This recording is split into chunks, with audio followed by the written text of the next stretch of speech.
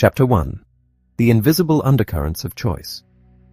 There is a comforting, seductive lie we all tell ourselves every single day. We tell ourselves that we are entirely rational creatures.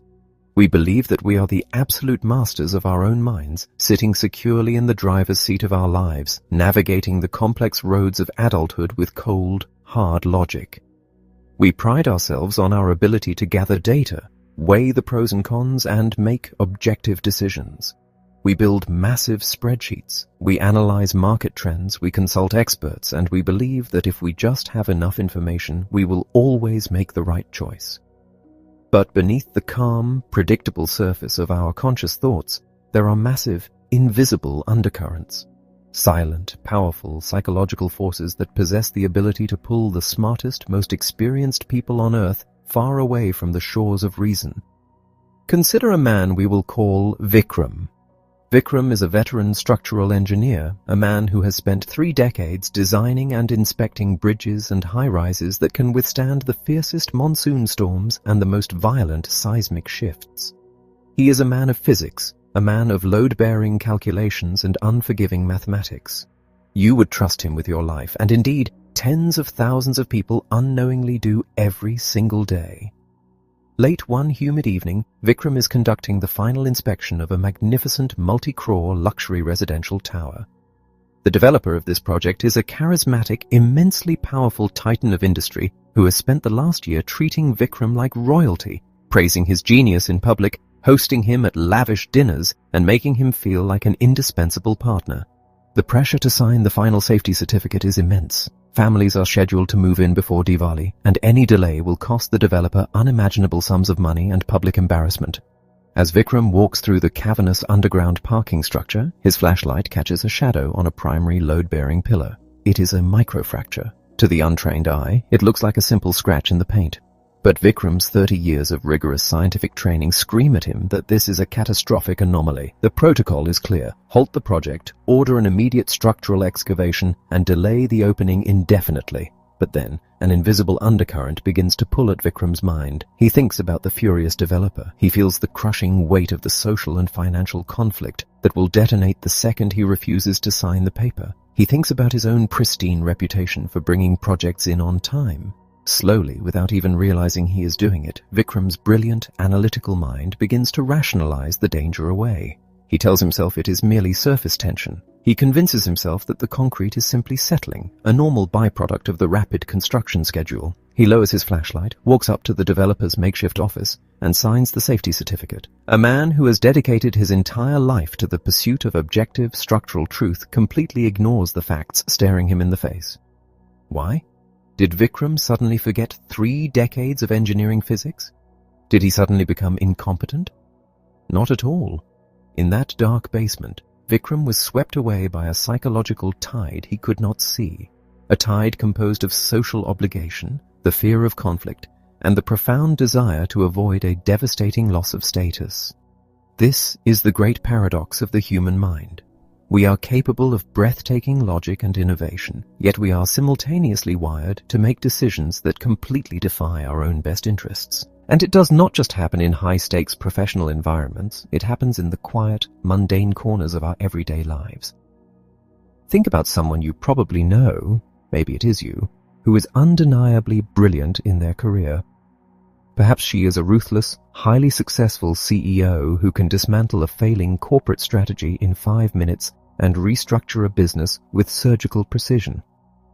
Yet, this same woman has spent the last 6 years trapped in a deeply destructive, emotionally draining romantic relationship. Everyone around her can see the reality of the situation. The data is clear, the evidence of her unhappiness is overwhelming, and the logical solution is to leave. But when she looks at her relationship, the CEO who fires underperforming executives without a second thought suddenly becomes entirely blind to the facts. She rationalizes her partner's terrible behavior. She convinces herself that if she just invests a little more time, a little more love, the situation will yield a return. She applies ruthless logic to her boardroom, but zero logic to her own heart. What do the veteran engineer and the brilliant CEO have in common? They are both deeply human, and they are both victims of the irresistible pull of irrationality. When we are caught in these currents, we do not feel like we are making a mistake. That is the true danger of these forces. They do not announce themselves.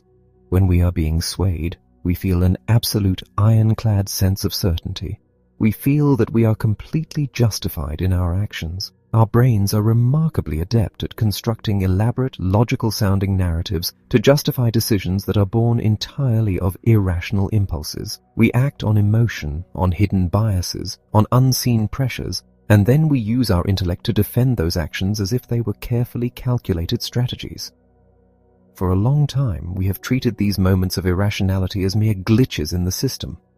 We write them off as momentary lapses in judgment, the result of stress, exhaustion, or bad luck. But what if they are not glitches at all? What if these irrational pulls are actually fundamental features of our mental architecture? Everywhere we look, across different cultures, professions, and tax brackets, intelligent people are being swayed in the exact same ways, falling into the exact same invisible traps. In the time we spend together, we are going to dive deep beneath the surface of human behavior. We are going to map these unseen thermal currents that push and pull at our decision-making. We are going to explore why we hold on to things we know we should let go of, why we assign immense value to things that are practically worthless, and why we allow a single, fleeting first impression to permanently blind us to the truth of who a person really is. We are going to look closely at the anatomy of how we are swayed. The goal is not to somehow cure ourselves of our humanity, nor is it to transform ourselves into cold, emotionless, calculating machines. That is neither possible nor desirable. The goal is profound awareness. When you are standing in the ocean, you cannot stop the tide from coming in. But if you know how to read the water, if you understand the pull of the currents and the rhythm of the waves, you can navigate safely. You can recognize the tug at your ankles before it sweeps you off your feet. To begin this journey, to understand how to swim against these tides, we must first examine the heaviest and most universal anchor of all. It is a force that dictates the choices of multinational corporations and everyday families alike. A force born from the overwhelming, irrational dread of losing what we already hold in our hands. Chapter 2. The Anchor of Loss. Think about the last time you reached into your pocket, expecting to find a 500 rupee note only to discover that it was gone. You probably retraced your steps. You patted down your other pockets. You checked the floor of the car. You emptied your wallet twice just to be sure. When the realization finally set in that the money was truly lost, how did you feel? For most of us, that minor loss stings sharply. It can easily ruin an entire morning. Now, compare that to the feeling of unexpectedly finding a 500 rupee note in the pocket of an old winter coat. You smile, you feel a brief flutter of good luck, and then, a few minutes later, you completely forget about it. Rationally speaking, the value of the money is exactly the same. 500 rupees is 500 rupees. The mathematical equation is perfectly balanced, but the emotional equation is not. Human beings do not experience the world on a balanced ledger. We experience the pain of losing something much more vividly and much more intensely than we experience the joy of gaining that exact same thing. You can witness this invisible psychological anchor dropping every single day in the most ordinary situations. Imagine walking through a bustling, vibrant neighborhood market at the peak of summer. The air is thick with the sweet, intoxicating scent of Alfonso mangoes. You have a budget in your head, and you approach your regular vendor. If you find that the price has dropped slightly since last week, you might feel a mild sense of satisfaction. Perhaps you buy 1 or 2 extra mangoes to celebrate your good fortune. But what happens if the price has surged? What if a sudden supply shortage has pushed the cost up significantly? You do not simply reduce your purchase by a proportionate amount. Instead, a feeling of indignation and dread settles into the pit of your stomach. You feel as though you are being robbed. You put the fruit down and walk away entirely, deciding that your family simply will not eat mangoes this week. Your reaction to the price increase is completely disproportionate to your reaction to the price drop. The fear of being cheated, the anxiety of losing your hard-earned money to an inflated price, triggers an immediate defensive retreat. We are wired to protect what is ours. We are fundamentally averse to loss. And while this instinct might save us a few rupees at the summer market, it can absolutely destroy our lives when the stakes are raised, because the larger the potential loss becomes, the heavier the anchor gets, and the more violently it warps our ability to make a rational choice. Consider the story of a man we will call Samir. Samir was a brilliant self-made entrepreneur who spent a decade building a logistics company from a single rented desk into a regional powerhouse. When he finally sold his company, the buyout secured his family's financial future for generations. He had achieved the ultimate dream. He was completely free. With a portion of his newfound wealth, Samir purchased a massive, highly sought-after parcel of commercial real estate on the edge of a rapidly expanding city. It was an investment, but it was also a trophy, a physical manifestation of his triumph. But a year later, the city unexpectedly shifted its infrastructure plans. A proposed highway was rerouted, and suddenly Samir's golden plot of land was practically marooned. The market value of the property plummeted. A rational financial advisor would have looked at the situation and offered simple, objective advice. The landscape has changed. Cut your losses, sell the land for whatever you can get, and reinvest the remaining capital into a diverse, stable portfolio. You are still a profoundly wealthy man. You can still live a life of absolute freedom. But Samir could not hear that advice. In his mind, selling the land for less than he paid for it meant actualizing the loss. It meant admitting defeat. It meant taking a permanent, irreversible hit to his pride and his ledger. Samir became completely fixated on a single, magical number, his original purchase price. He told himself, and everyone around him, that he just needed the market to bounce back to that exact baseline, and then he would sell. As the months bled into years, the property value continued to slide. Instead of stepping away, Samir began pouring more of his personal fortune into the land, attempting to build a luxury complex on a site nobody wanted to visit, desperately trying to artificially inflate the value of his sinking asset. He was chasing the loss. He put blinders on to the reality of the market, terrified of the pain of accepting a sure loss, preferring to gamble his entire fortune on the microscopic chance of breaking even. Eventually, the project collapsed under the weight of its own debt, taking the vast majority of Samir's hard-earned wealth down with it. Samir sacrificed his family's total financial security simply because he could not stomach the emotional pain of a minor, localized defeat. When the anchor of loss has us in its grip, we stop trying to win, we stop trying to grow, we focus every ounce of our energy entirely on playing not to lose. You might think that this kind of irrational behavior is limited to the chaotic world of financial markets.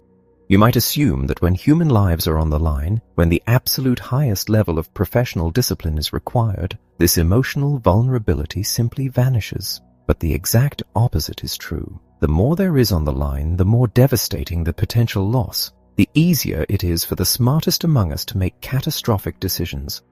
Imagine a legendary mountaineering guide named Tariq. Tariq has spent 20 years leading wealthy, ambitious clients up the most unforgiving peaks of the Himalayas. He is deeply respected, universally admired, and known for his unshakable calm in the face of nature's fury. He has built an entire career on a spotless reputation for safety and success. One season, Tariq is leading an exceptionally high-profile expedition. His clients have paid a small fortune, trained for years, and brought a documentary film crew to record the triumph. They are just a few hundred meters from the summit when the sky begins to darken. A high-altitude storm is rolling in, moving faster than the forecasts predicted. Tariq knows the rules of the mountain. Every fiber of his training, every lesson learned from a lifetime of high-altitude survival dictates that he must turn the team around immediately. But as he stands there in the freezing wind, the anchor of loss drops deep into his mind. If he turns back now, the expedition is over. It is a guaranteed failure. He will have to face the bitter, agonizing disappointment of his clients. He will have to issue massive refunds. He will have to return to base camp and face the whispers of the other guides. He will have to look at the documentary crew and admit that he could not get them to the top. It is a sure, undeniable public loss of face, time, and money. If he pushes forward, there is a chance, a tiny, irrational, desperately dangerous chance, that they can tag the summit and outrun the storm. Tariq looks at the darkening sky. He looks at the peak, and the veteran guide, a man who has literally written manuals on mountain safety, decides to keep climbing. He gambles the lives of every single person on his rope just to avoid the stinging humiliation of turning back. The storm hits before they reach the top, and the expedition ends in a quiet, frozen tragedy. Why does the seasoned guide walk into the storm? Why does the brilliant entrepreneur bankrupt himself over a bad plot of land? Why do we walk away from the summer market over a few rupees? It is because we are terrified of the pain of stepping backward. But true wisdom, true mastery over our own lives, requires us to recognize this hidden anchor. We must learn to step back from the emotion of the moment and realize that taking a small, painful loss today is often the only way to ensure our survival and success tomorrow. We have to learn to embrace the flat tire, accept that we are going to be late, and focus on the rest of the journey. Yet, as dangerous as loss aversion is on its own, it becomes infinitely more lethal when it mixes with another silent undercurrent. What happens when the fear of losing is combined with the sheer, exhausting weight of the time and energy we have already spent? What happens when the anchor of loss drops directly into a swamp? Chapter 3. The Quicksand of Commitment. There is a terrifying truth about quicksand that most people do not understand until they are standing in it. It is not the initial misstep that pulls you under. The first step merely gets your feet wet. What actually pulls you down, what seals your fate, is your own desperate struggle to get out. The more fiercely you fight, the more you thrash and push against the mud, the deeper you sink. The quicksand uses your own energy, your own relentless momentum against you. In the landscape of the human mind, there is a psychological equivalent to quicksand. We explored the heavy, paralyzing anchor of loss aversion, the fierce desire to protect what is ours. But loss aversion rarely operates in a vacuum. It often merges with another powerful, invisible current, our profound psychological commitment to the choices we have already made.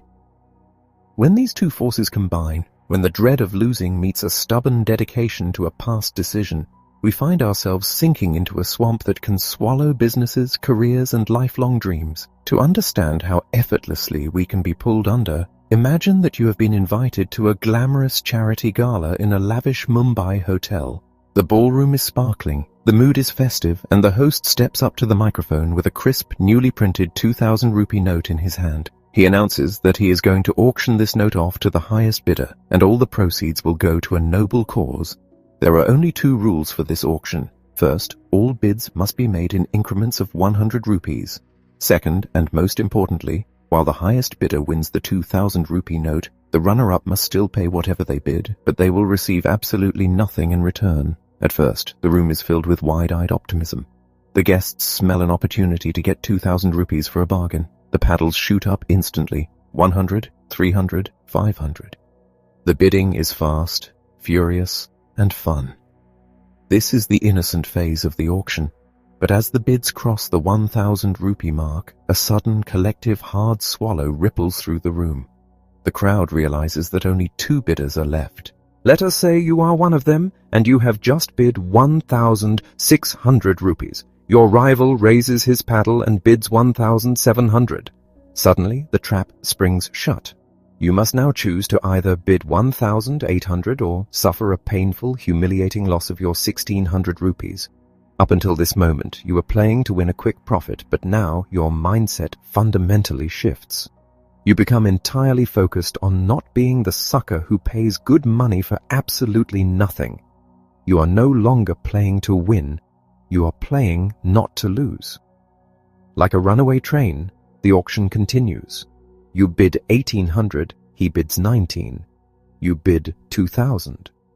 The crowd gasps. If your rival stops now, he loses 1,900 rupees. So, driven by the absolute terror of that loss, he bids 2,100 rupees for a 2,000 rupee note. The rest of the room roars with laughter, but for you and your rival, it is no longer a joke. From a rational perspective, the only logical choice is to accept the loss and stop the auction before it spins further out of control. But the momentum of your past bids, combined with the looming, growing pain of defeat, makes stepping away feel impossible. Your commitment to the path inspires additional bids, driving the price higher, which only makes the potential loss loom even larger. The deeper the hole you dig, the more you continue to dig. This exact compounding effect repeats itself in nearly every facet of our lives, often with consequences far more devastating than a bruised ego at a charity dinner. Consider the high-pressure world of professional sports. Imagine a veteran cricket captain who commands one of the most beloved and fiercely scrutinized state teams in the country.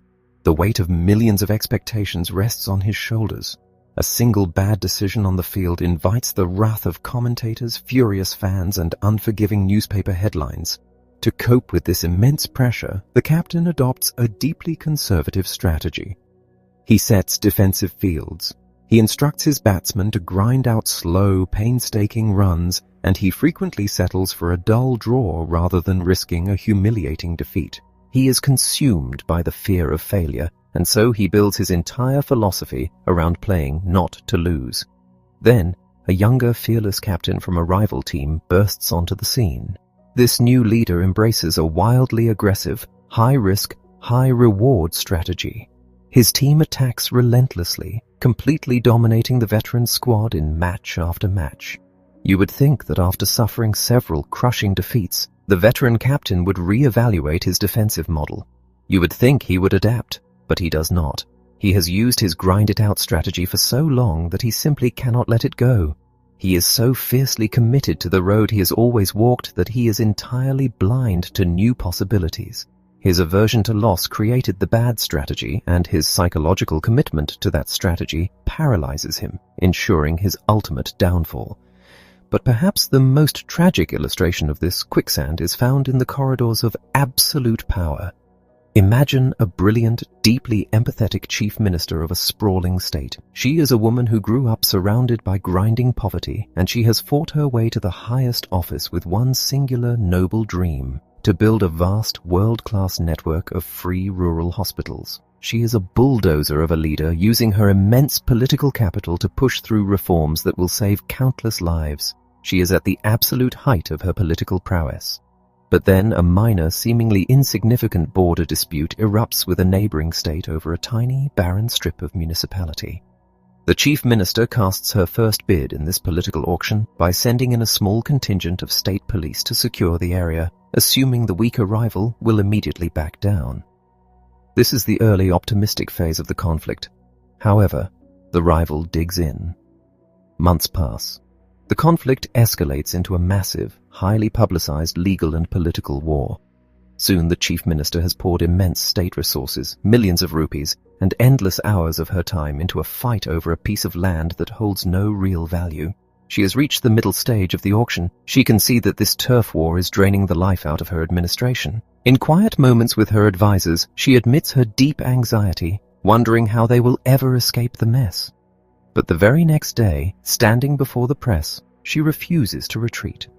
Because withdrawing now means accepting a sure public loss, and to a leader of her stature, that option is deeply, viscerally unattractive.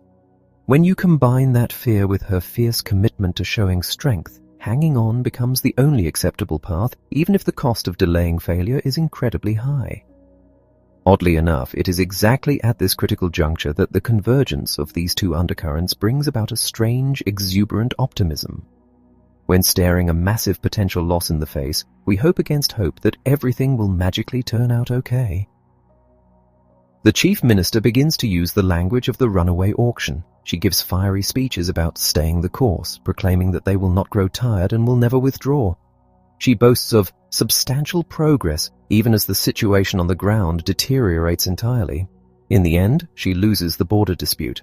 But the true tragedy is that the war costs her the rural hospitals, her approval ratings, and ultimately her entire political career. She sacrificed the dream she loved to fight a meaningless war simply because she could not bring herself to stop bidding. We have all been in that ballroom. We have all held on to a doomed relationship because we had already invested 5 years into it. We have all kept pouring money into a failing business idea because abandoning it meant admitting we were wrong. It is incredibly difficult to admit defeat, but staying the course simply because of a past commitment will inevitably hurt us in the long run. We must learn to recognize the feeling of the quicksand, drop the paddle, and walk away. Yet, walking away requires us to have a clear, objective view of what we are actually fighting for. And as we are about to discover, our perception of what things are truly worth is incredibly fragile. we are easily blinded by the packaging, the presentation, and the invisible price tags we attach to the world around us. Chapter 4.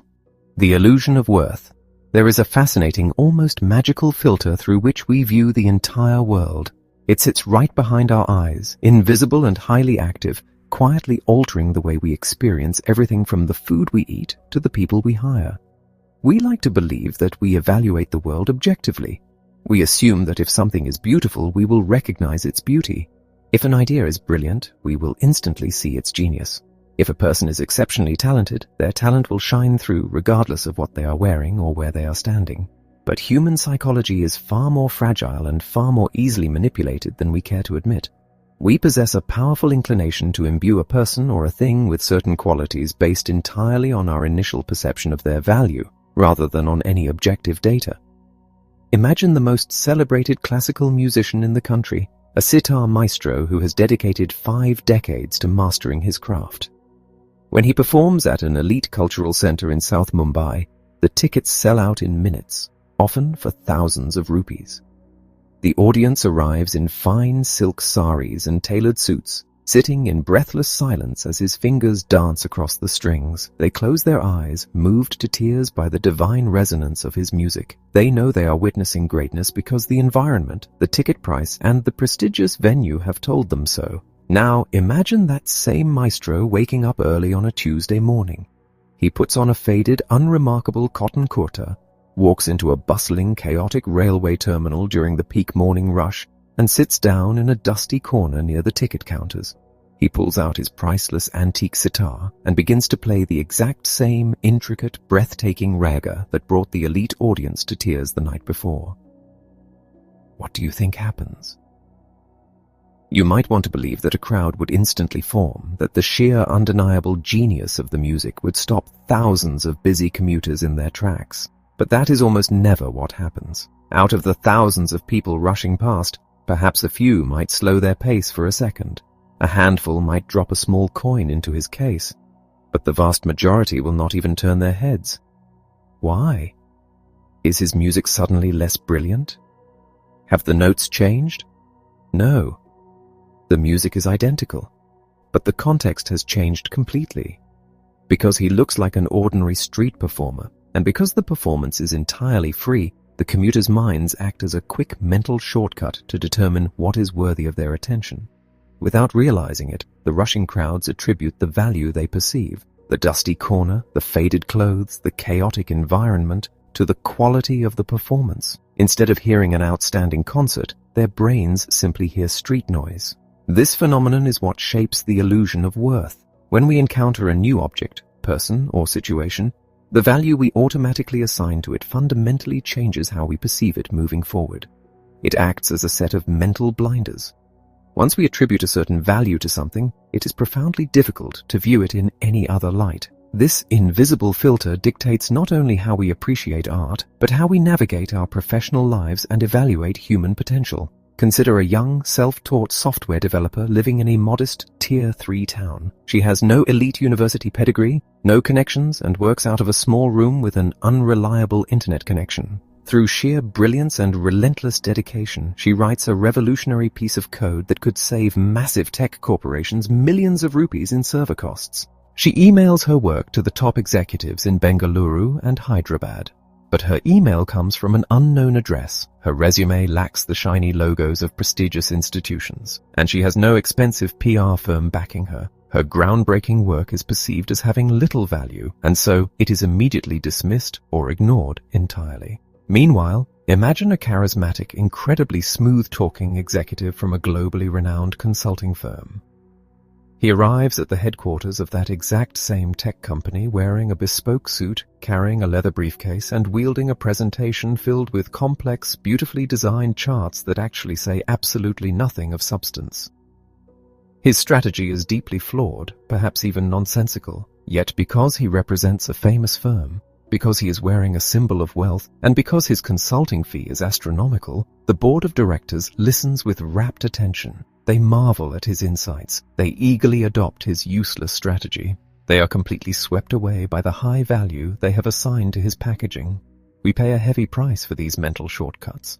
We constantly miss out on rare treasures because we assume something must be wrong with them if they do not come with a massive price tag or a fancy title.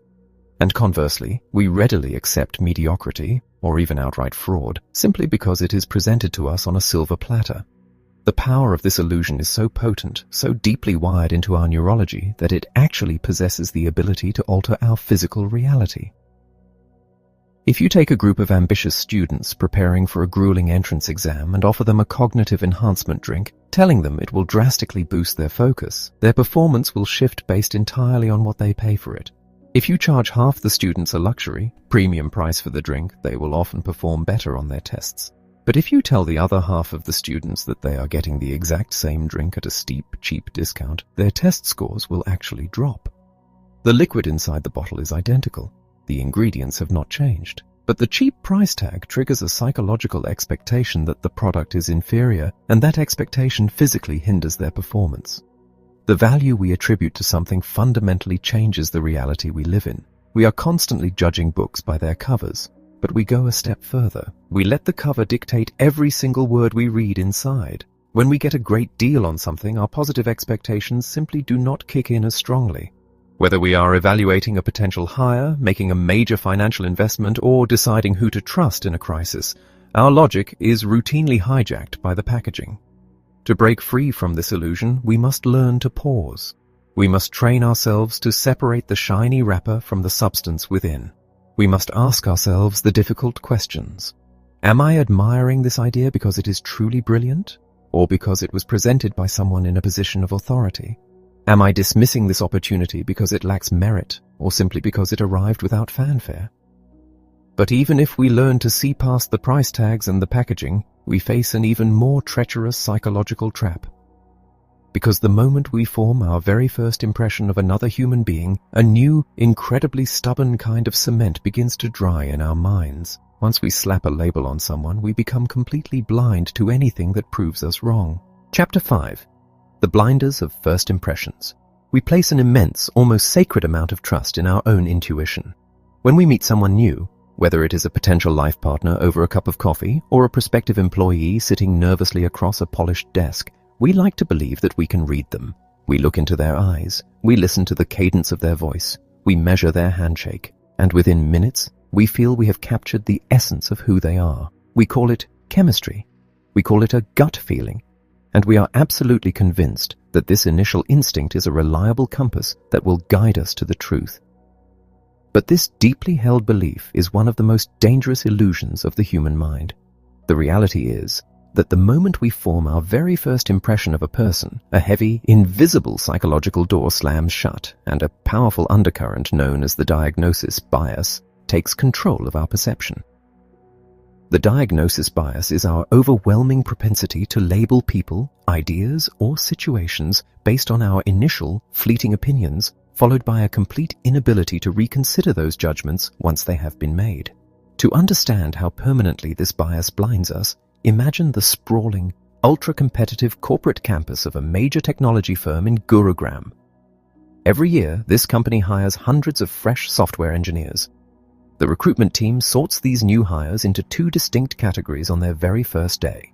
Tier 1 recruits who are plucked from the most elite, internationally recognized engineering institutes, and Tier 2 recruits who are hired from lesser-known regional colleges. For the first few weeks, the Tier 1 recruits are treated like corporate royalty, fast-tracked into leadership seminars and mentored by senior vice presidents. The Tier 2 recruits are quietly assigned to the grueling, unglamorous maintenance projects. Now, let us say a young man from the Tier 2 group decides he is going to prove everyone wrong. He works late into the night, he writes flawless, incredibly innovative code, he saves his department millions by streamlining a broken system, and his objective performance metrics are entirely off the charts. He is, by every measurable standard, the most productive engineer in his entire cohort. Yet, when the annual performance reviews arrive and the promotions are handed out, he is passed over. The massive bonuses and the coveted project leads are handed to the Tier 1 recruits, many of whom have produced half the output and shown a fraction of the dedication. Why does this happen? Have the managers completely lost their minds? Not at all. They have simply fallen into the trap of the diagnosis bias. Once that young engineer was tagged on his first day with the label of a Tier 2 hire, The management let that diagnosis permanently cloud their entire perception of him.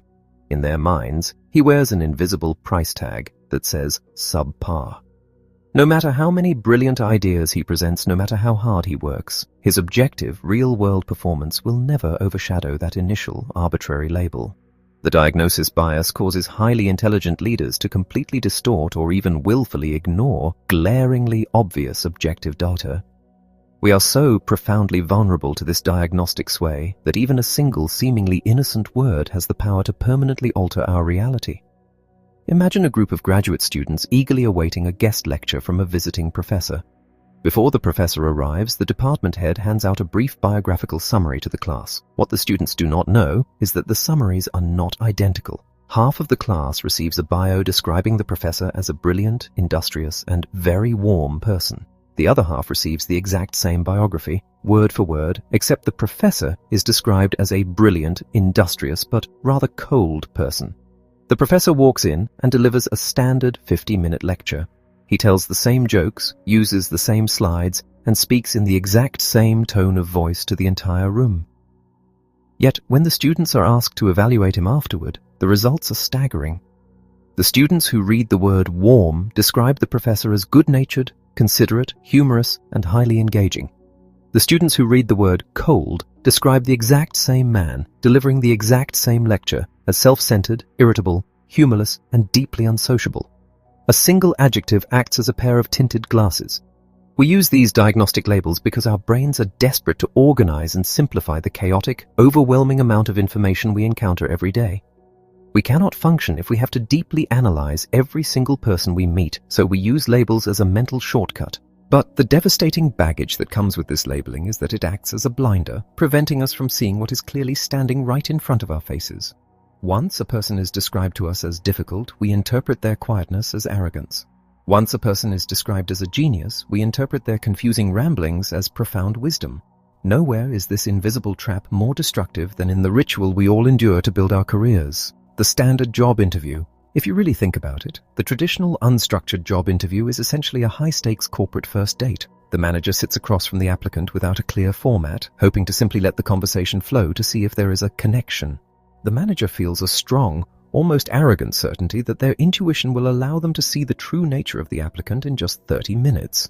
To facilitate this corporate romance, we rely on a predictable script of deeply flawed questions.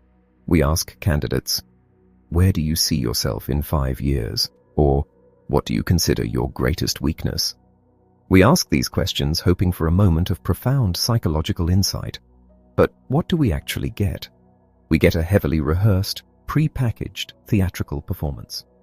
No candidate in their right mind is going to tell the truth and say, "Sometimes I stay up too late watching movies and arrive at work exhausted," or "I am only applying because I am desperate to pay my rent."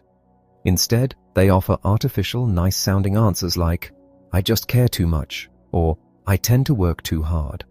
Both sides are putting on their absolute best show, hiding their realities behind a polished veneer. Because of this, the unstructured first date interview is actually a terrible, wildly inaccurate predictor of how an employee will truly perform on the job. Yet, hiring managers cling to it because they overestimate their own ability to form an objective opinion. Furthermore, they allow entirely irrelevant factors to corrupt their diagnosis. If a candidate happens to share the manager's hometown, or went to the same university, or even possesses a physically attractive, smiling face, the manager's brain subconsciously diagnoses the candidate as highly competent, sometimes even offering a higher salary based on nothing but charm.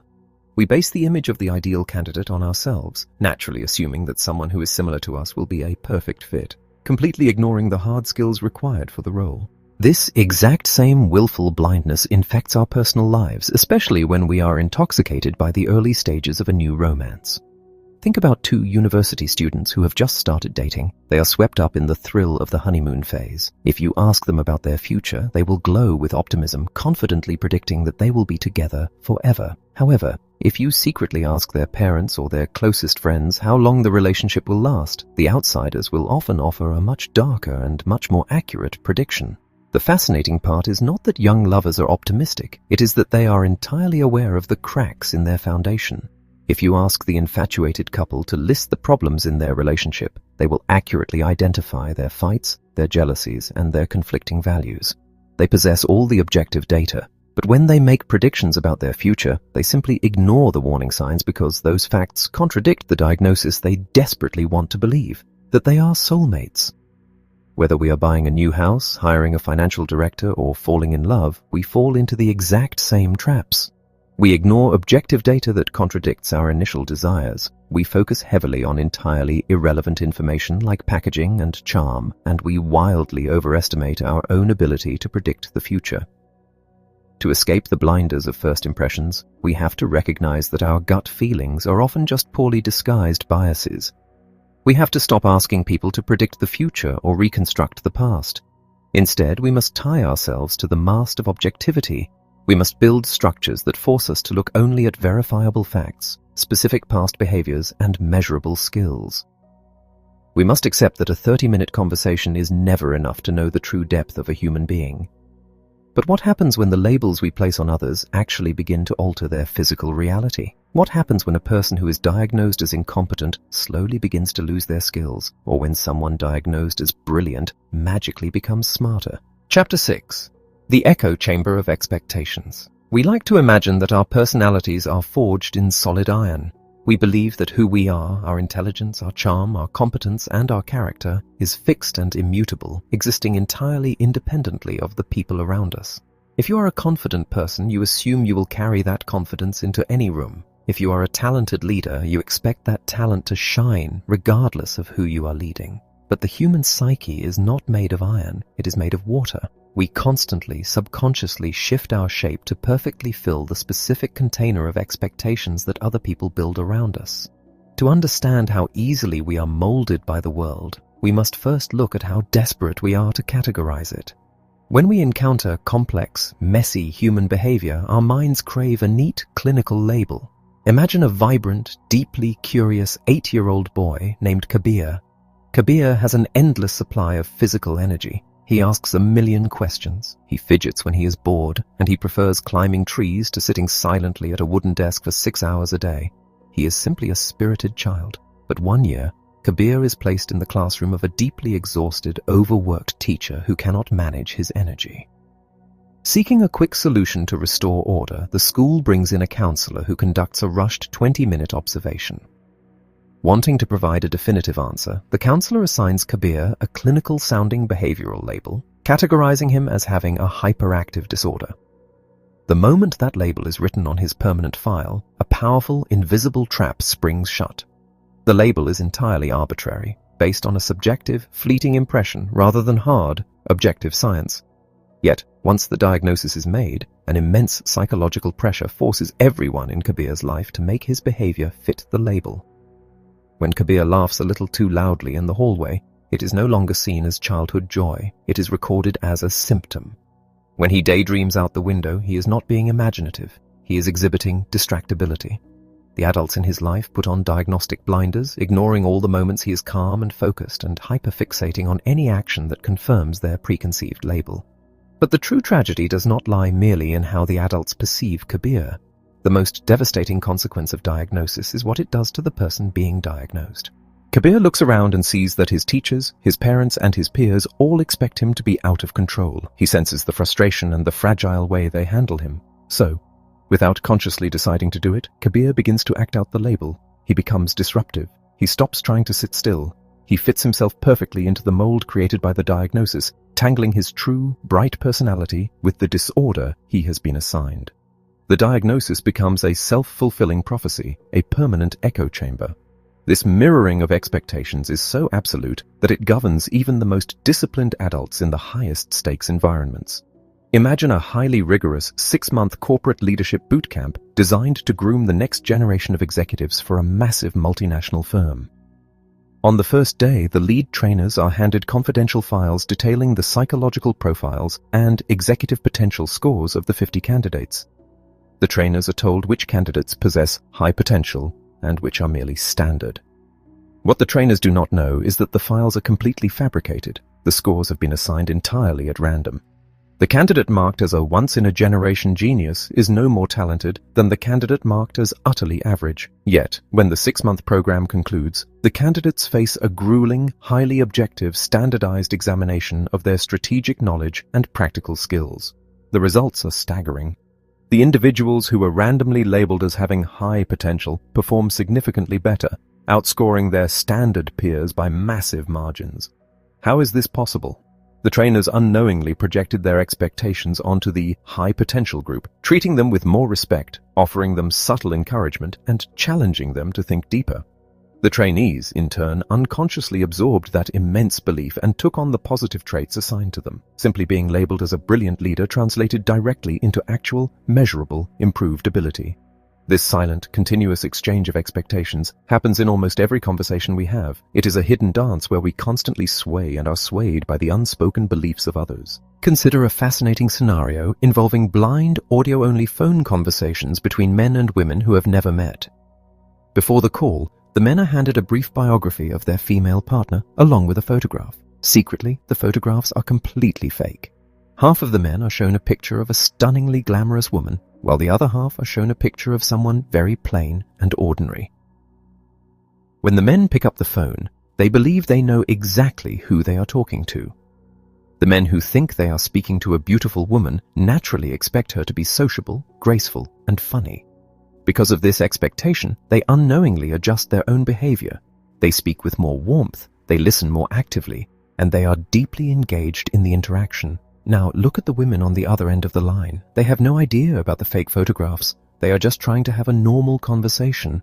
But as they listen to the warm, engaged voices of the men, an incredible transformation occurs. The women unconsciously pick up on the cues. They absorb the expectation of beauty and grace projected onto them, and they actually begin to behave differently. They become more charming, more humorous, and more poised. What had initially been a complete fiction in the minds of the men becomes an absolute reality in the behavior of the women. We are all psychological chameleons, instinctively changing our colors to match the emotional environment constructed by the person across from us. This chameleon effect is not limited to our social grace or our leadership skills. It is so deeply wired into our biology that the labels we absorb can literally accelerate our physical decay. Imagine an active, fiercely independent woman in her late 70s. She still gardens, walks to the market, and lives alone. One afternoon, she suffers a very minor, inconsequential slip on the stairs. She is perfectly fine, but her adult children are terrified. They rush in, surround her, and begin treating her as if she is made of spun glass. They insist she stop carrying groceries. They hire someone to tend the garden, and they constantly remind her to act her age. In their desperate attempt to keep her safe, they project a powerful, negative stereotype of frailty and decay onto her. The woman's mind internalizes this diagnosis. She absorbs the external label of being elderly and feeble. Within a matter of months, the psychological expectation manifests physically. Because she expects to be frail, she stops moving as much, causing her muscles to weaken. The negative expectations alter her physical reality so profoundly that even her hearing and cardiovascular strength begin to measurably decline at an accelerated rate. The perception of aging rapidly brought about the physical reality of aging itself. Our physiology and our psychology are locked in an endless, intricate embrace, constantly misinterpreting one another's signals. We see this clearly in moments of extreme physical stress. Imagine two corporate colleagues who barely know each other, suddenly tasked with managing a catastrophic public relations crisis for their firm. For 3 days, they work shoulder to shoulder in a war room. Their hearts are pounding, their palms are sweating, and they are flooded with the pure adrenaline of fear and anxiety. When the crisis is finally averted and the dust settles, they look at one another and suddenly feel an overwhelming, profound romantic attraction. They are convinced they have fallen in love. But what has actually happened? In the heat of the moment, their brains completely misinterpreted the biological signals of the crisis. The physiological rush of anxiety and adrenaline is virtually identical to the biological thrill of a new crush. They mistakenly attributed the high-stress environment to a deep romantic connection. Their bodies reacted to danger, but their minds labeled it as love. We are incredibly fragile creatures, easily manipulated by our racing hearts, by the arbitrary labels slapped on our files, and by the subtle tones of voice used by the people who love us. Knowing this gives us a terrifying, beautiful power. The expectations we hold for our children, our colleagues, and our partners will literally shape the reality of who they become. If we treat them as brilliant, capable, and resilient, they will rise to fill that container. But to truly uplift others, we must first confront the deepest, most volatile emotional trigger buried inside all of us: our fierce, utterly irrational demand for fairness. Chapter 7. The Unwritten Rules of Justice. We like to think of ourselves as practical, profit-maximizing creatures. We believe that if we are offered a good deal, our logical brains will recognize the value and happily accept it. We assume that in the grand marketplace of life, everyone is simply trying to get the best possible return on their investment. But buried deep within the human psyche is a remarkably volatile, intensely emotional tripwire that can instantly override our most basic economic survival instincts. It is a psychological force so potent that it will cause us to willingly, even gleefully, sabotage our own success. That force is our desperate, unyielding demand for fairness. To understand how completely this need for justice can blind us, imagine two distant cousins, Amit and Vikram. An eccentric, wealthy aunt passes away and leaves them a highly unusual inheritance, 10 lakh rupees. But the lawyer explains that there is an ironclad rule attached to the money. Amit has been chosen to decide exactly how the 10 lakhs will be divided between the two of them. Vikram has only one role in this transaction. He must listen to Amit's proposed split, and he can either accept it or reject it. If Vikram accepts the offer, the money is distributed exactly as Amit outlined. But if Vikram rejects the offer, the entire 10 lakh rupees is immediately returned to the estate, and both men walk away with absolutely nothing. Amit, feeling a surge of greed and knowing he holds the power, decides to make a brutally lopsided offer. He tells Vikram that he is keeping 9 lakh rupees for himself and Vikram will receive 1 lakh. Now, step into Vikram's shoes. From a purely mathematical, rational perspective, the choice is glaringly obvious. 1 lakh rupees is a substantial amount of money. It is a free, unexpected windfall. The logical move is to smile, accept the cash, and walk away richer than you were 5 minutes ago. But what does Vikram actually do? Like the vast majority of human beings placed in this exact scenario, Vikram feels a sudden burning surge of indignation. The mathematical logic evaporates, replaced by a visceral sense of being cheated. He looks at his cousin, tells him exactly where he can put his money, and firmly rejects the offer. He walks out of the lawyer's office with empty pockets. Vikram willingly destroys his own financial gain simply to punish Amit for his greed. The burning emotional need to enforce a sense of justice completely obliterates his rational desire for wealth. We are so fiercely protective of fairness that we will gladly burn a house down just to ensure an unfair partner does not get to live in it. But what exactly is fairness? We often make the mistake of assuming that justice is entirely about the final outcome, the final number on the paycheck, the length of the sentence, the size of the inheritance. Yet our perception of fairness is actually driven far more by the process itself. It is about how we are treated along the way. Imagine a highly dedicated floor manager at a major automotive manufacturing plant in Chennai. The parent company is facing a brutal financial quarter, and management decides they must freeze all salaries and cancel the annual performance bonuses to keep the plant afloat. The CEO sends out a cold, generic 2-paragraph corporate email announcing the decision. The floor manager reads it and is instantly furious. He feels entirely betrayed, undervalued, and profoundly disrespected. He immediately updates his resume and begins calling recruiters determined to leave.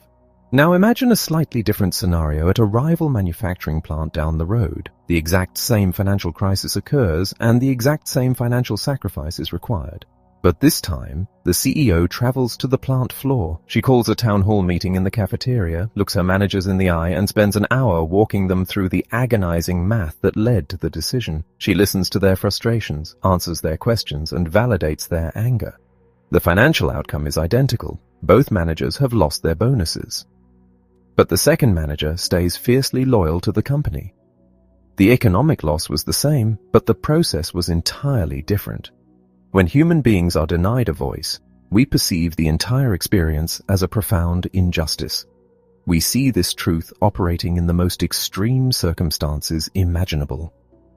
If a person is convicted of a serious crime and receives a harsh prison sentence, their satisfaction with the justice system is not solely determined by the years they will spend behind bars. It is heavily dependent on how much time their defense lawyer actually spent listening to them and whether they felt the judge treated them with basic human dignity during the trial. Even the most calculating, aggressive venture capitalists evaluating their startup investments are heavily swayed by this force. A wealthy investor will often trust, support, and defend an entrepreneur who communicates frequently and listens to feedback, even if the business is losing money, far more than an entrepreneur who delivers better financial returns but remains arrogant, secretive, and entirely uncommunicative.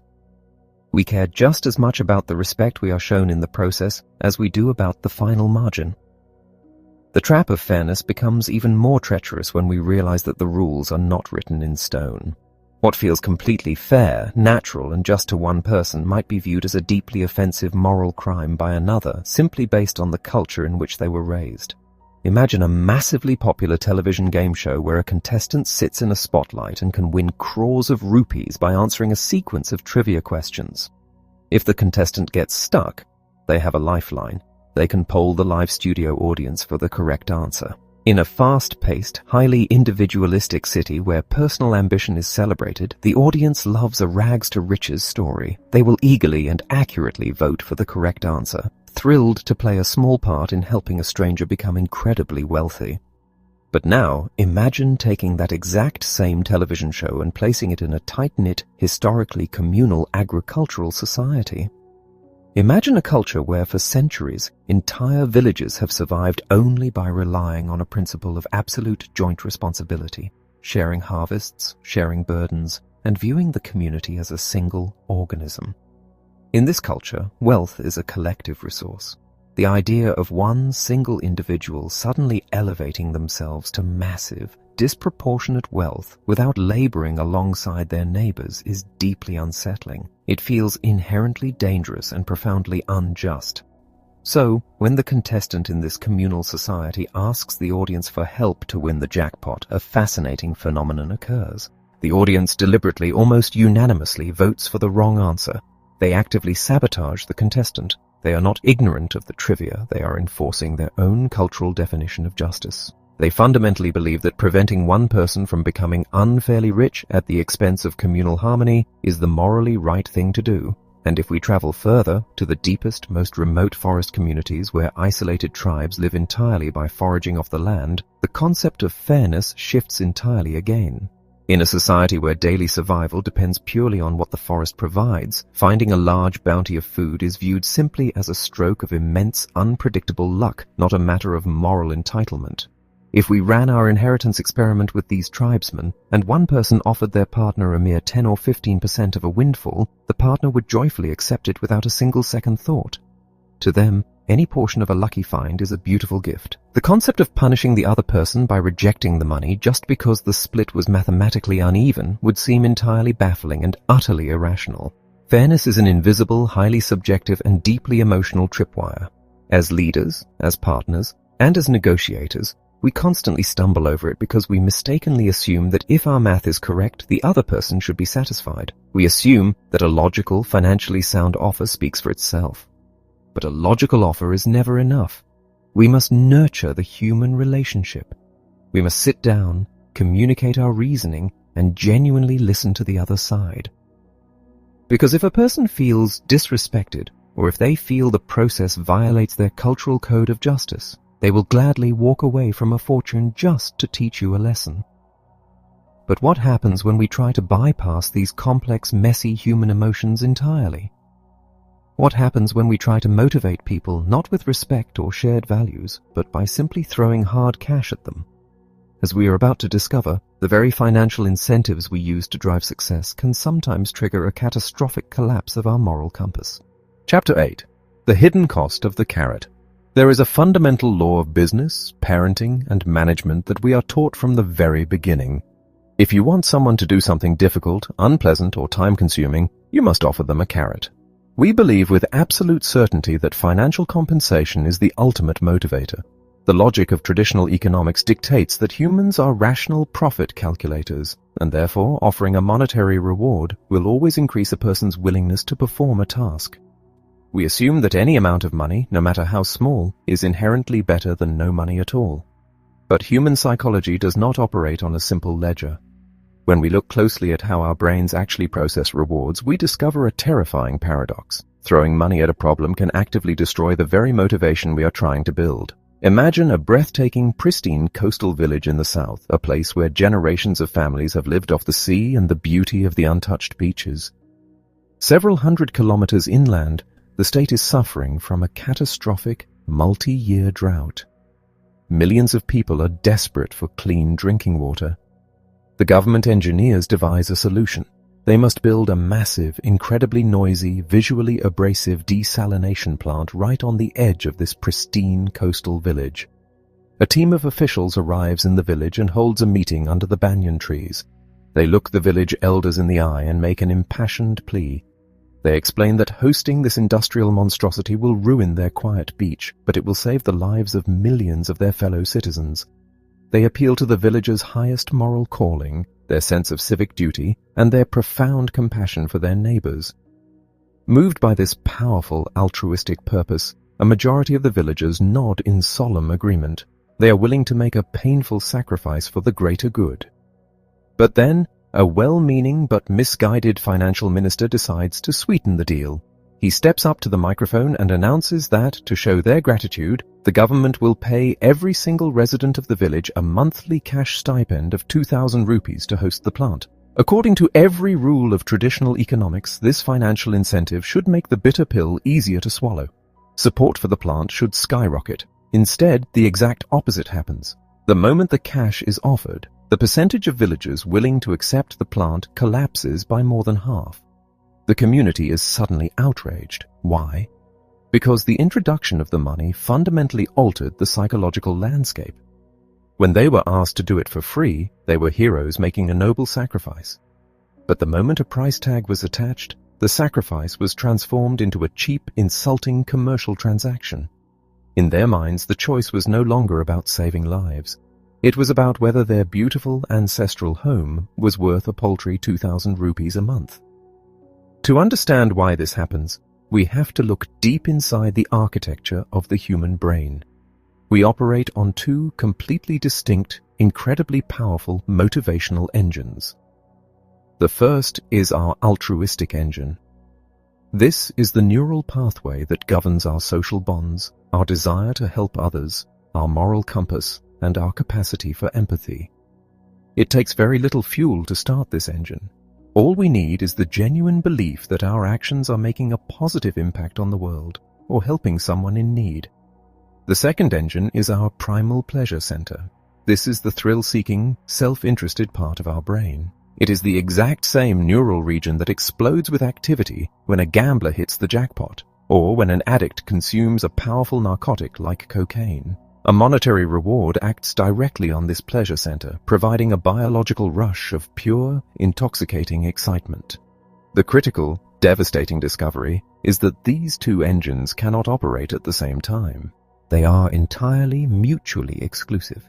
The moment a financial reward is introduced into a situation, the pleasure center roars to life and instantly, aggressively hijacks the brain, entirely suppressing the altruistic engine. You can witness this neurological hijacking in your everyday life. Imagine calling a close colleague on a Saturday morning and asking for a massive favor. You need them to drive across town, give up their weekend, and help you physically pack up your apartment because you are moving. Most good friends will grumble slightly, but they will show up, driven by their social bond and their altruistic desire to help you. Now, imagine making that exact same phone call, but offering to pay your colleague 50 rupees for their back-breaking labor. They will immediately refuse, and they might even be deeply offended. Why? Because the 50 rupees is not enough to excite their pleasure center, but the mere offer of a financial transaction completely shut down their altruistic motivation. This paradox becomes incredibly dangerous when organizations use massive financial incentives to drive performance in fields that require deep moral integrity. When the carrot is large enough, it acts exactly like a powerful narcotic, warping our judgment and causing us to act wildly out of character. Consider a prestigious, highly respected community hospital known for its brilliant, deeply dedicated physicians. These doctors work grueling hours, driven by a profound altruistic commitment to healing the sick. But the hospital administration, looking to improve efficiency metrics, introduces a massive new bonus structure. Any doctor who manages to reduce their average patient consultation time to under 10 minutes will receive a salary bonus of 20% at the end of the year. The administrators assume this massive financial carrot will simply motivate the doctors to work faster and more efficiently, but they drastically underestimate the addictive power of the pleasure center. The massive bonus dangles in front of the physicians, triggering a neurological high. Without even realizing what they are doing, these brilliant, ethical doctors shift their entire focus. They are no longer focused on holistic healing. They become fixated on chasing the reward. Slowly, the quality of care begins to erode. Doctors begin rushing through complex diagnoses. They prescribe quick pharmaceutical fixes instead of investigating root causes. They order unnecessary tests just to move the patient out of the room faster. The hospital's efficiency metrics look fantastic on paper, and the doctors earn their massive bonuses, but the actual health of the patients plummets. The physicians did not consciously decide to abandon their ethics. But the anticipation of the massive financial reward acted like a drug, completely overriding their moral compass and hijacking their professional standards. Everywhere we look, we try to solve complex human problems by throwing money at them. We offer children cash for getting good grades. We offer executives massive stock options to inflate short-term profits. And we build endless, elaborate incentive programs, assuming that greed is the only reliable fuel. But in doing so, we constantly accidentally extinguish the far more powerful, far more sustainable fire of human altruism. If we truly want to motivate the people around us, whether it is our employees, our children, or our communities, we must be incredibly careful about which engine we are trying to start. We must learn that sometimes the most powerful way to inspire greatness is to put the checkbook away. Look a person in the eye and ask them to do something simply because it is the right thing to do. But what happens when an organization or a team is marching confidently in the wrong direction? What happens when everyone agrees on a terrible idea, driven by the desire for harmony or the fear of standing out? To save ourselves from the madness of crowds, we must learn to embrace the most uncomfortable, infuriating, and vital person in the room. Chapter 9. The Life-Saving Power of the Naysayer. There is a strange, deeply unsettling transformation that occurs the moment human beings step out of their individual lives and gather together in a group. When we are alone, we are generally capable of reasoning through our problems, trusting our senses, and relying on our own moral compass. But the moment we walk into a boardroom, join a committee, or sit around a crowded dinner table, a new set of invisible dynamics takes over. We subconsciously adopt specific roles, we form sudden tribal alliances, and we become terrifyingly susceptible to the crushing weight of peer pressure. In a group setting, our individual logic is frequently hijacked, and the reasonableness of our thinking can be utterly compromised. To witness the sheer power of this conformity, imagine a young university student volunteering for what he believes is a simple visual acuity test. He is led into a sterile room and seated alongside 5 other participants. The researcher displays an image of 3 simple straight lines of varying lengths and then displays a 4th line. The task is to identify which of the 3 lines perfectly matches the 4th. It is not a trick question. The answer is glaringly, undeniably obvious. You do not need a ruler or a magnifying glass. A child could point to the correct line in a second. The researcher asks each person in the room to state their answer out loud. The first participant confidently calls out the wrong line. The second participant echoes the exact same wrong answer. The third, the fourth, and the 5th participants all follow suit, declaring with absolute certainty that an obviously short line is actually the long one. The young man is the last to speak. What he does not know is that the other 5 people are secretly paid actors, instructed to unanimously give the incorrect answer. As the young man's turn approaches, his heart begins to race. He stares at the lines, bewildered. He wonders if he misunderstood the instructions, or if his eyesight is suddenly failing him. The pressure of the room bears down on him. Rather than trust his own 2 eyes, he swallows his doubt and gives the exact same wrong answer. He completely abandons reality to save himself the embarrassment of being the odd one out. This happens to the vast majority of us. We will literally deny the truth, staring us in the face, just to remain aligned with the tribe. But there is a miraculous vulnerability to this massive psychological force. The sway of group conformity is incredibly strong, but it relies entirely on the illusion of absolute unanimity. If just one of those paid actors breaks ranks and gives the correct answer, the spell is instantly shattered. The presence of a single dissenting voice gives the young man the psychological permission he needs to break free from the group and speak the truth. The most astonishing part is that the dissenting voice does not even need to be correct or competent to save the day. Imagine running the exact same test, but this time, a new actor walks into the room wearing incredibly thick, violently distorted eyeglasses. He squints, bumps into the table, and apologizes for his severe visual impairment. When it is his turn to evaluate the lines, this practically blind man gives a completely different, wildly incorrect answer. You would assume his input is completely useless. Yet, simply because this visually impaired man dared to give an answer that deviated from the majority, a massive portion of the real participants feel immediately empowered to reject the groupthink and give the correct response. Any dissenter, no matter how flawed or incompetent, shatters the magnetic pull of conformity. Whenever people gather to solve a problem or plan a project, they naturally fall into a predictable rhythm, trading off 4 distinct behavioral roles: the initiator, the blocker, the supporter, and the observer. The initiator is the charismatic visionary. They are the one who storms into the office on a Monday morning with a wild, infectious idea to launch a brand new product line or completely restructure the company. They are overflowing with energy, and we love them for it. They are the engine of innovation. But right across the table sits the blocker. No matter what brilliant, soaring idea the initiator pitches, the blocker immediately finds the fault. They ask about the shrinking budget, the impossible timeline, or the flaws in the supply chain. They constantly hit the brakes. To everyone else in the room, the blocker is universally viewed as the ultimate nuisance. We view them as curmudgeons, obstructionists, and pessimists who exist only to drain the joy and momentum out of the room. We want nothing more than to silence them or exclude them from the next meeting. But silencing the blocker is the most dangerous thing a group can possibly do. A speeding car without brakes is not a marvel of engineering, it is a deadly weapon.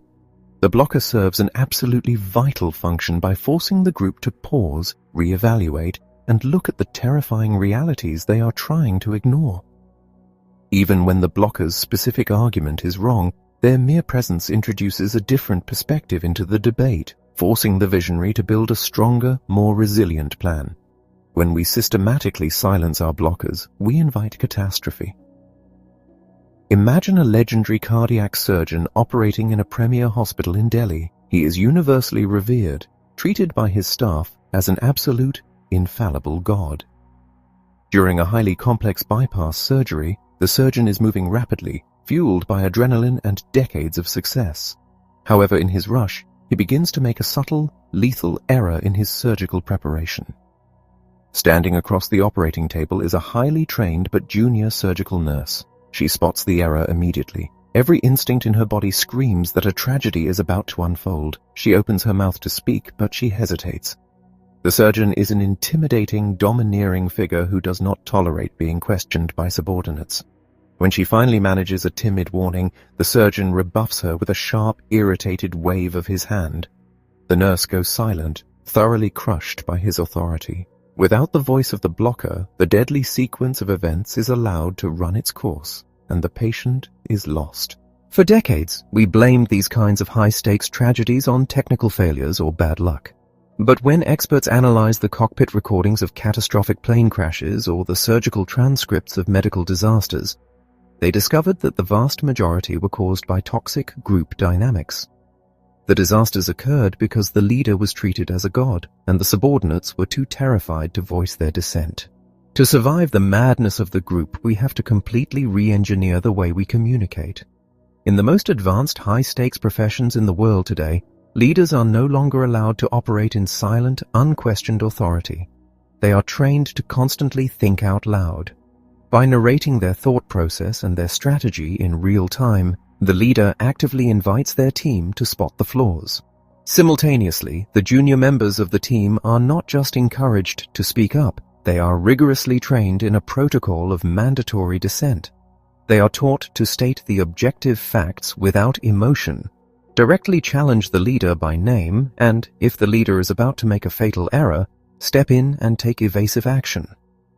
We have learned that the only way to prevent disaster is to aggressively protect and empower the naysayer. As we navigate our own boardrooms, family meetings, and local committees, we must learn to fight our natural instinct to seek perfect harmony. We must stop groaning when the resident pessimist raises their hand. We must invite the devil's advocate to the table and listen to what they have to say. We do not have to agree with them, but we must protect their right to speak, because in the end, that annoying dissenting voice is often the only thing standing between us and total ruin. We have charted the treacherous waters of the human mind, mapping the heavy anchors, the blinders, and the intoxicating carrots that pull us off course. Now, we must turn to the final question. Knowing how powerful these invisible currents are, how do we finally learn to swim safely back to the shore? Chapter 10. Swimming parallel to the shore. If you stand on a beautiful sunlit beach and watch the waves rolling in, the ocean looks entirely predictable. But seasoned lifeguards know that the greatest danger to a swimmer is rarely the crashing surf that everyone can see. The true danger is a silent, invisible force known as a rip current. When underwater sandbars form near the shore, they act as dams, trapping water until the pressure builds and the sandbar breaches. The water then rushes back out to sea in a concentrated, incredibly powerful channel. If you are unfortunate enough to be caught in this riptide, your immediate, overwhelming human instinct is to turn around and swim as hard as you can directly against the current, straight back toward the beach. But even an Olympic champion cannot overpower the ocean. Swimming against the tide only leads to exhaustion, panic, and tragedy. The only way to survive a riptide is to completely ignore your natural instincts. You must calmly turn your body and swim parallel to the shore until you finally slip out of the current's invisible grip. Throughout our journey together, we have explored the powerful, invisible psychological riptides that pull us away from reason. We have seen how loss aversion, commitment, value attribution, and our intense emotional need for fairness can sweep the most intelligent people into a sea of terrible decisions. Because these forces prey on our deepest, most natural human instincts, we cannot defeat them by simply fighting harder. We have to learn to swim parallel. We have to develop deliberate counterintuitive strategies to recognize when we are being pulled under and gracefully navigate our way back to the safety of solid ground. When we find ourselves trapped in the agonizing grip of loss aversion, terrified of taking a step backward, the greatest weapon we have is the ability to forcefully extend our timeline. We must learn to adopt the long view. Imagine you are taking your family on a highly anticipated, deeply planned road trip through the winding, treacherous roads of the Western Ghats. You have a strict itinerary and a hotel reservation waiting for you at sunset.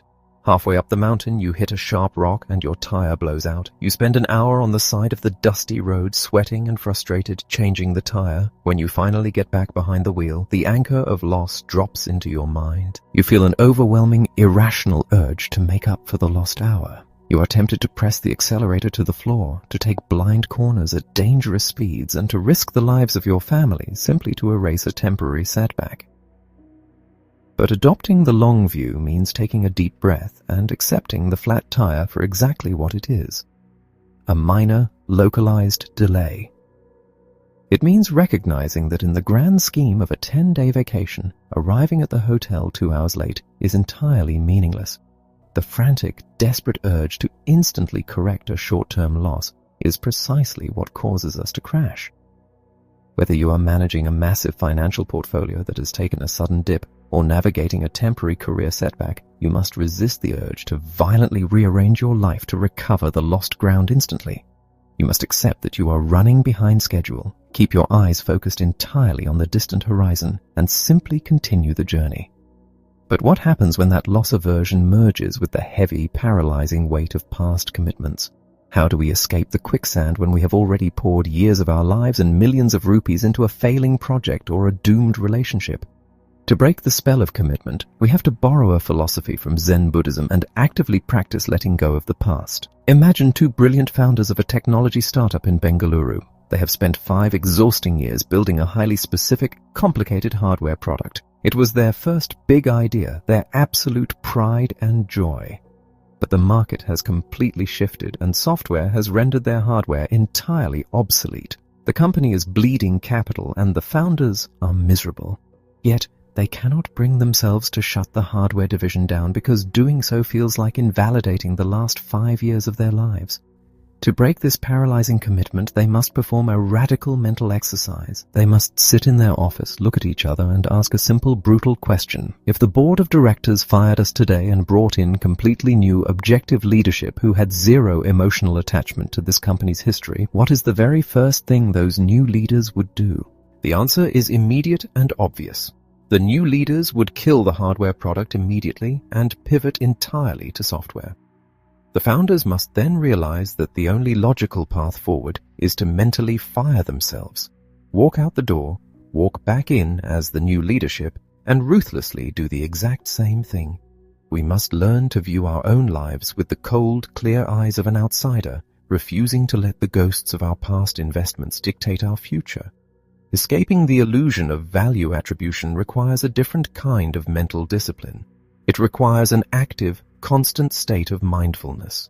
We have to train our brains to strip away the packaging, the environment, and the superficial price tags that blind us to the true worth of the world.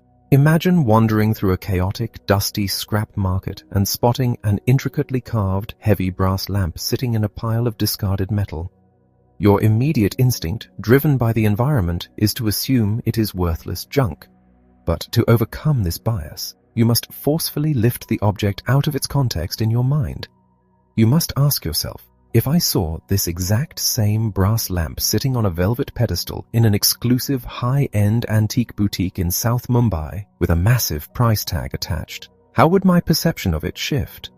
By actively questioning our assumptions, we stop missing the rare treasures hidden in plain sight, and we stop paying foolish premiums for empty prestige. This same mindful discipline must be applied to how we judge other human beings. The moment we meet someone, our brains rush to slap a clinical, permanent label on them. We diagnose them as arrogant or brilliant or cold, and then we put on blinders to anything that contradicts that first impression. The antidote to the diagnosis bias is a practice called propositional thinking. It is the conscious, deliberate act of keeping our evaluations tentative.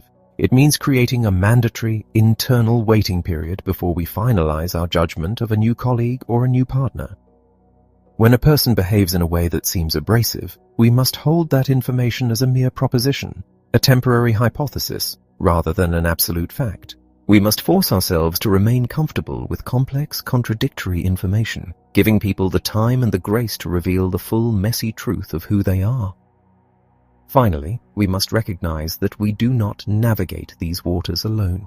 Every decision we make creates ripples that strike the people around us, and those people are driven by an intensely powerful, profoundly emotional need for fairness.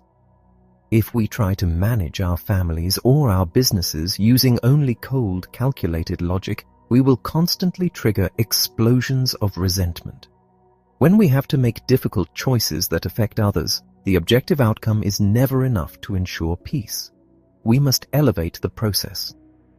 If you are a leader forced to cut budgets or deny promotions, you cannot simply hide behind a spreadsheet. You must step out of your office, look your people in the eye, and invite them into the agonizing reality of the decision. You must solicit their input, engage in genuine two-way communication, and allow them the dignity of challenging your perspective. Even when the final outcome is painful, a human being who feels they were truly heard and respected will rarely burn the house down. Giving people a voice transforms a bitter injustice into a shared, collaborative burden. We are not calculating machines. We are beautifully, frustratingly human. We are driven by pride, blinded by packaging, terrified of loss, and fiercely protective of our dignity. These invisible psychological undercurrents will always be a part of our nature. We will never completely eradicate them, and that is perfectly fine, because absolute perfection is not the goal. The goal is profound awareness. The next time you feel the sudden burning urge to chase a losing investment, or the absolute certainty that your first impression of a stranger is flawless, or the blinding rage of a perceived injustice, I want you to pause. I want you to feel the water pulling at your ankles. Recognize the current. Do not panic and do not fight blindly against the tide. Just take a deep breath, adjust your gaze to the horizon, and calmly begin to swim parallel to the shore.